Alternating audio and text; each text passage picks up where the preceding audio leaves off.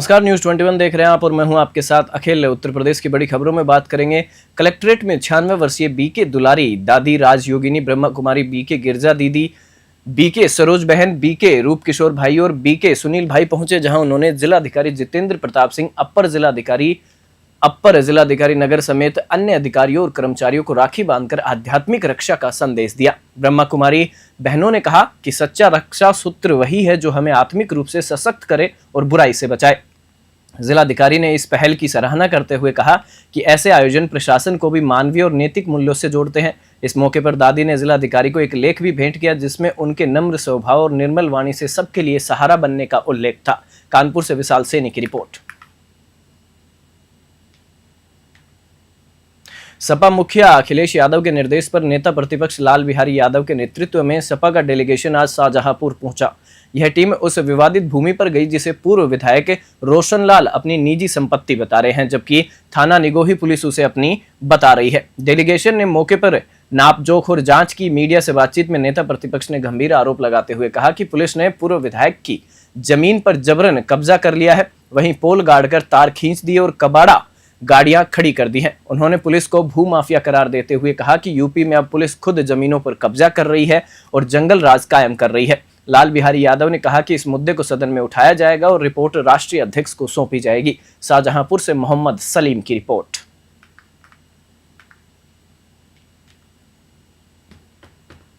333 तो उत्तर दिशा में है, जिस पर मकान बना हुआ उसके सामने पुलिस अपने तो सामने नहीं कब्जा कर रही है। 335 और 334 के सामने जो मकान बना हुआ है वो 60 फुट एरिया जो PWD की है उसको तार से घेर करके इनके मकान के दरवाजे को जो है अवरुद्ध कर दिया, इनकी दुकानों को अवरुद्ध कर दिया और फिर तोड़ने का भी प्रयास किया, कुछ तोड़ा भी है। इस तरह की गुंडई मैं समझता हूं कि पुलिस प्रशासन द्वारा जनता के साथ किया जाए, वो भी पूर्व विधायक के साथ किया जाए, यह बहुत ही अमानवीय है।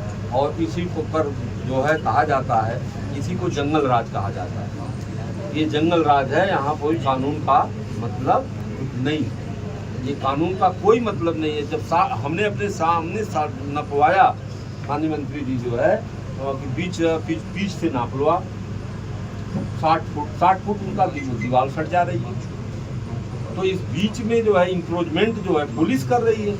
अपनी कबाड़ा गाड़ियाँ, अपनी जो है टूटी फूटी जो है चालान वाली गाड़ियों को ले आके इनके मकान के सामने रख करके इनके मकान को सामना जो है अवरुद्ध कर दिया।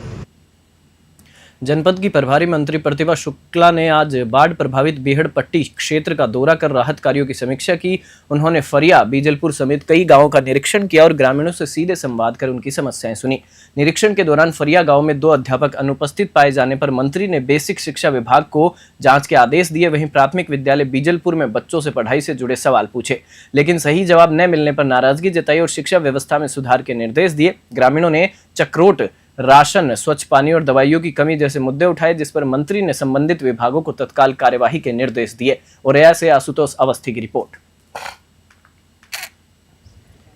अब यहाँ पर राशन सब मिल चुका है, अब मेडिसिन की आवश्यकता है। डीएम साहब खड़े हैं, उन्होंने कहा कैंप लग जाएगा और प्रधान के थ्रू लगेगा। सेक्रेटरी देखेंगे, पूरा चिन्हित कर लेंगे कि किन किन लोगों की पेंशन नहीं आ रही है, किन लोगों का आयुष्मान कार्ड नहीं बना है, जो गांव की मेन आवश्यकता बता रहे थे, ये लोग राशन कार्ड नहीं बना है, इसके लिए कैंप लग जाएगा। बिजली के बिल के लिए भी इन लोगों ने बात की है, तो उसके लिए भी एक कैंप लगेगा। जो बढ़ा हुआ बिजली बिल है या किसी का, तो उसको संशोधित कर दिया जाएगा, किस्तों में कर दिया जाएगा। तो और बाढ़ से संबंधित मेन आवश्यकता है कि आपका पानी उतर चुका है यहाँ गाँव का, तो अब आगे समय पे आप कुछ ना कुछ, कोई बीमारी होती है, फीवर आता है, बुखार आता है, कुछ स्किन डिसीज होती है, तो इसके लिए कैंप लगेगा और दवा सबको उपलब्ध कराई जाएगी। पत्रकारिता जगत में आपसी एकजुटता और हितों की रक्षा के संकल्प के साथ बुधवार को 12 तहसील के शंकरगढ़ क्षेत्र में Rama resort and Kriti palace में पत्रकारों की एक महत्वपूर्ण बैठक आयोजित हुई। बैठक में जनपद, तहसील और स्थानीय स्तर के बड़ी संख्या में पत्रकार शामिल हुए। इस दौरान बदलते मीडिया परिवेश में पत्रकारों के अधिकार, सुरक्षा और पेशे की गरिमा बनाए रखने को लेकर गहन चर्चा हुई। कार्यक्रम का संचालन आलोक शुक्ला ने किया और धन्यवाद ज्ञापन अजय पांडे ने दिया। इस अवसर पर संगठन के अध्यक्ष सहित दर्जनों पत्रकार मौजूद रहे। प्रयागराज से आलोक शुक्ला की रिपोर्ट। मुख्यमंत्री योगी आदित्यनाथ ने आज मुरादाबाद के बिलारी में 78.73 करोड़ की लागत से बने अटल आवासीय विद्यालय का उद्घाटन किया। इस मौके पर उन्होंने मंडल मुख्यालय से 1172 करोड़ की 87 विकास परियोजनाओं का लोकार्पण और शिलान्यास भी किया। कार्यक्रम में सीएम योगी ने कहा, आज भारत रत्न अटल बिहारी वाजपेयी जी का जन्म वर्ष है और यह विद्यालय उनके नाम समर्पित है। हमारी सरकार ने श्रमिकों, मजदूरों और आम जनता के बच्चों के लिए आधुनिक शिक्षा की मिसाल पेश की है। विपक्ष पर हमला बोलते हुए उन्होंने कहा कि समाजवादी पार्टी के शासन में नकल संस्कृति को बढ़ावा मिला, जबकि आज प्रदेश में मॉडल शिक्षा प्रणाली लागू की जा रही है। सीएम ने घोषणा की कि प्रदेश के 57 जिलों में अटल आवासीय विद्यालय तैयार हो चुके हैं और कस्तूरबा गांधी विद्यालयों को 12वीं तक अपग्रेड करने का काम तेजी से चल रहा है। मुरादाबाद से ब्यूरो रिपोर्ट। को अपनी श्रम शक्ति के बल पर दुनिया के आर्थिक महाशक्ति के रूप में स्थापित करने वाले हमारे श्रमिकों के बच्चों के लिए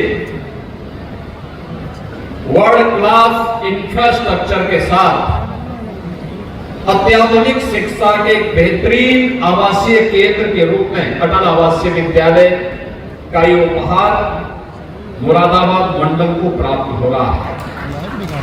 ये सदैव अटल जी की स्मृतियां इस विद्यालय के साथ जुड़ी हैं और इसका महत्व इसमें भी बढ़ जाता है कि यह वर्ष सदैव अटल बिहारी वाजपेयी जी का जन्म शताब्दी वर्ष भी है। जन्म शताब्दी वर्ष पे आप भी और यहाँ के छात्र छात्राओं के मन में पूर्व प्रधानमंत्री सदैव अटल बिहारी वाजपेयी जी की स्मृति सदैव बनी रहेगी कि उन्होंने अटल जी की शताब्दी महोत्सव के वर्ष पर स्थापित मुरादाबाद के अटल आवासीय विद्यालय में अध्ययन किया था, अपने जीवन को संवारा और सजाया था और राष्ट्र निर्माण के मार्ग में वे अपना योगदान दे रहे हैं। आदरणीय प्रधानमंत्री जी की प्रेरणा से हम लोगों ने प्रदेश के अंदर तय किया था, बीओसी बोर्ड में हर एक निर्माण श्रमिक का जिसका रजिस्ट्रेशन है उसके द्वारा जो भी निर्माण कार्य किया जाता है उसका एक शेष इकट्ठा होता है जो बीओसी बोर्ड के पास जमा होता है। पैसा था, उस पैसे का बंदर बांट होता था। आदरणीय प्रधानमंत्री जी ने इस बात को कहा कि इसका बंदर बांट होने से रोकना चाहिए, इस पैसे का उपयोग श्रमिकों के बच्चों के लिए और श्रमिकों के कल्याण के लिए होना चाहिए। और सोहरतगढ़ तहसील क्षेत्र में निर्माणाधीन लाइब्रेरी के अंदर मिली महिला की हत्या का पुलिस ने सफल खुलासा कर दिया है। पुलिस अधीक्षक डॉक्टर अभिषेक अग्रवाल ने बताया कि 4 अगस्त को लाइब्रेरी परिसर से बदबू आने पर जांच की गई, जिसमें जमीन खोदकर एक महिला का शव बरामद हुआ। जांच में पता चला कि मृतका बिहार निवासी मजदूर थी, जिसे आरोपी शिव बालक अपने साथ गांव से मजदूरी के लिए लाया था। दोनों के बीच प्रेम संबंध थे, लेकिन मृतका गर्भवती हो गई, जिस पर आरोपी को शक था कि बच्चा किसी और का है। इसी विवाद में आरोपी ने सीमेंट का चक्का मारकर महिला की हत्या कर दी और शव को जमीन में दबा दिया। हत्या के बाद वह रात भर वहीं रुका और सुबह गांव लौट गया। पुलिस ने आरोपी को गिरफ्तार कर जेल भेज दिया है। खुलासा करने वाली टीम को एसपी ने नगद पुरस्कार से सम्मानित किया। सिद्धार्थनगर से बजरंगी प्रसाद की रिपोर्ट। देखिए, 4 अगस्त को सुबह एक सोहरतगढ़ में सूचना है कि वहाँ पे एक निर्माणाधीन लाइब्रेरी है और उस लाइब्रेरी में एक महिला की लाश दफन होने की बात प्रकाश में है। इस सूचना पे सोहरतगढ़ पुलिस और सीनियर अधिकारी मौके पे पहुँचे और वहाँ से एक मृतका की लाश मिली और वहाँ जो बाकी अन्य मजदूर काम कर रहे थे उन्होंने उस मृतका की शिनाख्त की। इस कार्रवाई पे थाना सोहरतगढ़ पे मुकदमा अपराध संख्या 124/2025 पंजीकृत किया गया, धारा 103(1) और 238 BNS में। उसके बाद विवेचना के दौरान उसकी पहचान हुई। जो मृतका है वो 27 वर्षीय महिला है, पुत्री स्वर्गीय रूप नारायण मिश्रा मांझी, और ये रहने वाली है हर कटवा, थाना बुनोहा, जिला वेस्ट चंपारण, बेतिया पड़ता बिहार में। उसके बाद विवेचना आगे बढ़ी, फिर ये बात सामने प्रकाश में आई कि जो अभियुक्त है जिसके द्वारा ये पूरी घटना को अंजाम दिया गया उसका नाम है शिव बालक। ये भी 27 वर्ष का है, पुत्र हरिनाथ राम, निवासी सिंहासनी, थाना सोहोदरा, जिला वेस्ट चंपारण बिहार। घटना का क्रम इसमें ये है कि इन दोनों का एक संबंध था कुछ महीनों से और ये जो महिला है 27 वर्षीय ये विवाहिता थी और कई महीनों पहले इसका अपने परिवार से, अपने पति से रिश्ता टूट चुका था और ये जो अभियुक्त है शिव बालक, इसके साथ यहाँ पे मजदूरी करने आई थी। दोनों के बीच में संबंध रहा। जो अभियुक्त है वो अनमैरिड है। उसके बाद अभियुक्त के द्वारा कबूला गया और बताया गया कि ये जो महिला थी इसके साथ मेरा संबंध था, ये प्रेग्नेंट हो गई थी और 29 जुलाई की रात को हमारा विवाद हुआ है और मैंने इसे कहा कि ये बच्चा मुझे नहीं चाहिए, इसको अबॉर्शन करा दिया जाए। तो ये महिला जो थी मानने को तैयार नहीं थी, इसलिए जब ये सो रही थी तो मैंने गुस्से में आके वहीं पे जो निर्माणाधीन लाइब्रेरी है, एक सीमेंट का एक बड़ा सा पत्थर पड़ा था, उससे इसके सर पे प्रहार किया, इसकी मृत्यु हो गई और वहीं पे मैंने इसकी बॉडी को दफना दिया। जिले में एक बार फिर प्रशासनिक सख्ती देखने को मिली है जब अंतर्राष्ट्रीय सीमा के पास अवैध प्लांटिंग को ध्वस्त कर दिया गया। शासन के निर्देश पर सीमावर्ती क्षेत्र में अवैध निर्माणों के खिलाफ चल रहे अभियान के तहत सोहरतगढ़ तहसील के खुनुआ बॉर्डर पर नो मैंस लैंड के पास बुलडोजर कार्रवाई की गई। पुलिस और प्रशासन की मौजूदगी में प्लांटिंग को पूरी तरह जमींदोज कर दिया गया। कार्रवाई के दौरान प्लाटर और खरीदारों ने विरोध जताते हुए नुकसान का हवाला दिया और कागजात दुरुस्त कराने की मांग की, लेकिन मौके पर मौजूद अपर जिलाधिकारी ने स्पष्ट कहा कि यह कार्रवाई शासन के आदेश और नियमों के तहत की जा रही है। अधिकारियों ने चेतावनी दी कि सीमावर्ती इलाकों में किसी भी तरह का अवैध निर्माण बर्दाश्त नहीं किया जाएगा। प्रशासन ने दोहराया कि इस तरह की कार्रवाई आगे भी जारी रहेगी। सिद्धार्थनगर से बजरंगी प्रसाद की रिपोर्ट। क्या है देखिए, ये हम लोग वहाँ पे हैं, बॉर्डर के पास है, नेपाल सीमा से कटा हुआ ये जगह है और यहाँ पर नो मैंस लैंड से कटे हुए अवैध काटी की गई थी। बराबर अनुमति के क्रम में शिकायत हुई थी और शिकायत के क्रम में उन्होंने जांच में पाया गया कि बिना अनुमति के अवैध काटिंग की गई है। इसी क्रम में ये अवैध काटिंग आज तोड़ी गई है।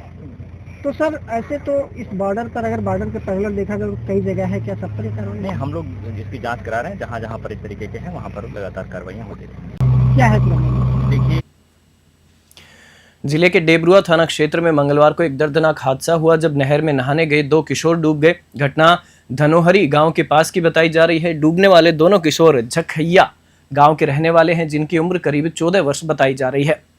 जानकारी के मुताबिक दोनों किशोर घर से नहाने की बात कहकर निकले थे और नहर में उतरते समय अचानक गहरे पानी में चले गए। ग्राम प्रधान अब्दुल्ला बुखारी ने तत्काल पुलिस को घटना की सूचना दी। मौके पर पहुंची पुलिस ने गोताखोरों की मदद से किशोरों की तलाश शुरू कर दी है। घटना की खबर फैलते इलाके में हड़कंप मच गया और बड़ी संख्या में ग्रामीण मौके पर पहुंच गए।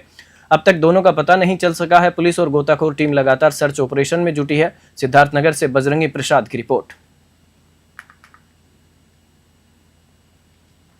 जिलाधिकारी ने आज बाढ़ प्रभावित क्षेत्रों का दौरा कर लोगों से मुलाकात की और उनका हाल जाना। उन्होंने संबंधित अधिकारियों को निर्देश दिया कि वे लगातार हालात पर नजर रखें और राहत कार्यों में तेजी लाएं। महसी क्षेत्र के कई गांव इस समय बाढ़ की चपेट में हैं, जहां नदियों का जलस्तर लगातार बढ़ रहा है। प्रभावित इलाकों में एनडीआरएफ की टीम तैनात कर दी गई है। प्रशासन ने लोगों के ठहरने और स्वास्थ्य सेवाओं के लिए विशेष इंतजाम किए हैं।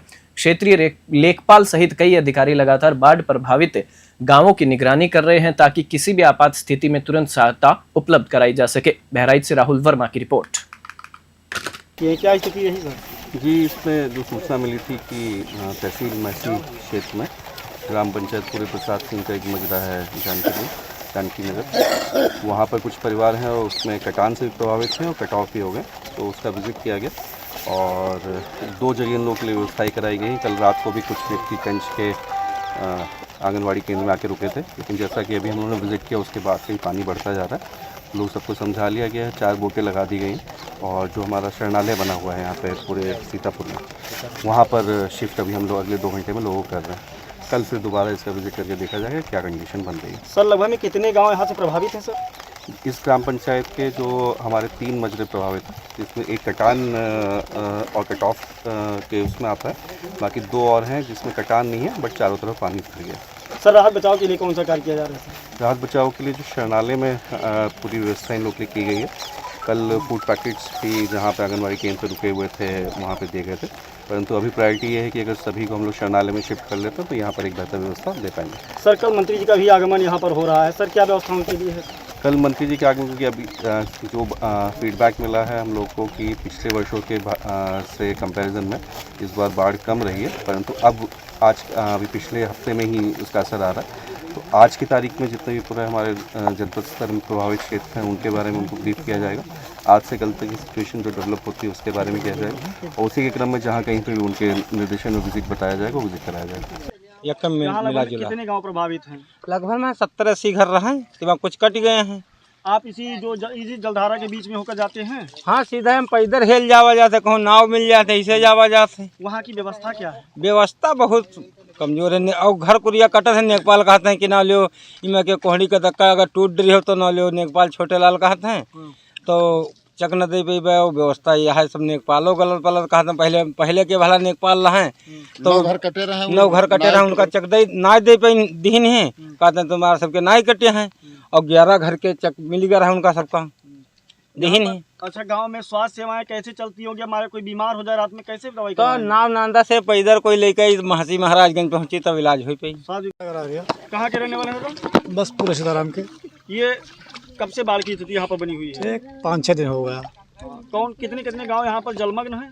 जलमग्न है, पूरे प्रसाद सिंह है, जानकी नगर है, पूरे सीताराम है, गलकारा है, आयनपुरवा है, पूरे जो है स्वास्थ्य विभाग द्वारा कोई यहाँ पर राहत बचाव कार्य किया जा रहा है? स्वास्थ्य विभाग के तो नहीं रहते हैं। किसी द्वारा कैंप यहाँ पर लगाया गया जिससे आप लोगों को राहत मिल सके? स्वास्थ्य विभाग के नहीं, बहुत से बाकी तहसील प्रशासन के रात लोग में आते हैं। अंधियाला हो जाता है तो बिजली विभाग के द्वारा कुछ व्यवस्था की गई? अब बिजली वाले तो आते हैं जो है, लाइट जलती है नहीं जलती अगल बगल? लाइट। बुलेटिन में फिलहाल इतना ही। आप देखते रहिए News 21।